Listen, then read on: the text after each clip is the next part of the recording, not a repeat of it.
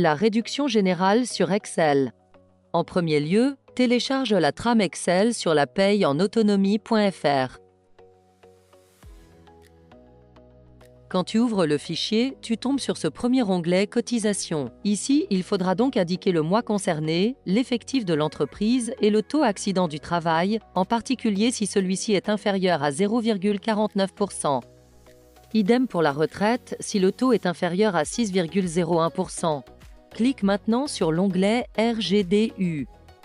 C'est dans ce premier tableau qu'il faudra saisir les variables du mois. Ce tableau est donc très important. Il va permettre de calculer le SMIC RG. L'horaire mensuel est celui qui est indiqué en cellule G12 de l'onglet Bulletin.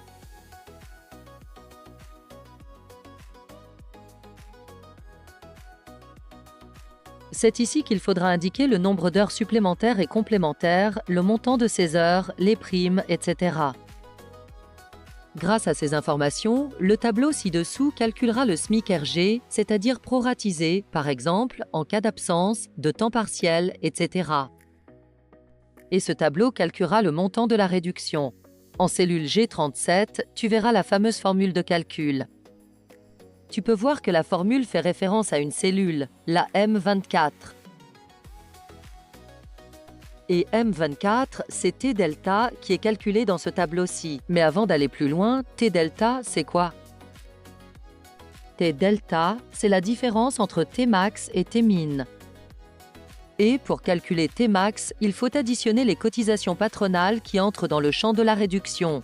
Ces cotisations sont la maladie, la vieillesse plafonnée, la vieillesse déplafonnée, les allocations familiales. Le taux AT pour un maximum de 0,49%.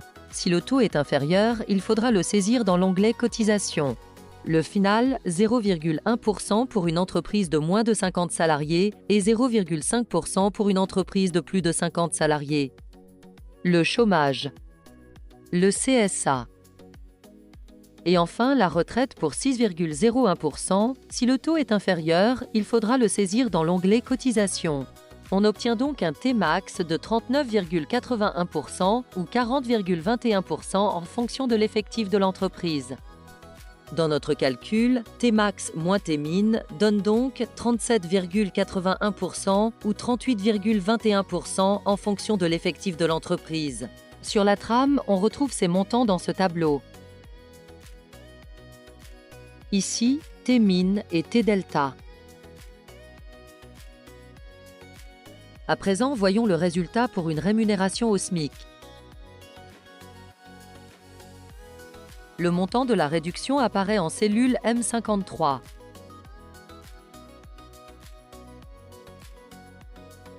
Et ce montant est reporté automatiquement dans l'onglet Bulletin. Les parts retraite, URSSAF et chômage seront également calculés automatiquement.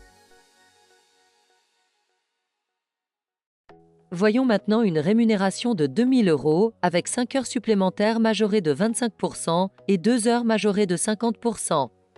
Indique le total du nombre d'heures, toutes majorations confondues, puis le montant total. Le tableau suivant calcule le SMIC RG et le tableau du dessous calcule la réduction. Cette réduction sera reportée automatiquement sur ton bulletin. Recommençons avec une absence cette fois-ci. Indique le montant de l'absence, tu verras le SMIC RG dans le tableau du dessous et le montant de la réduction.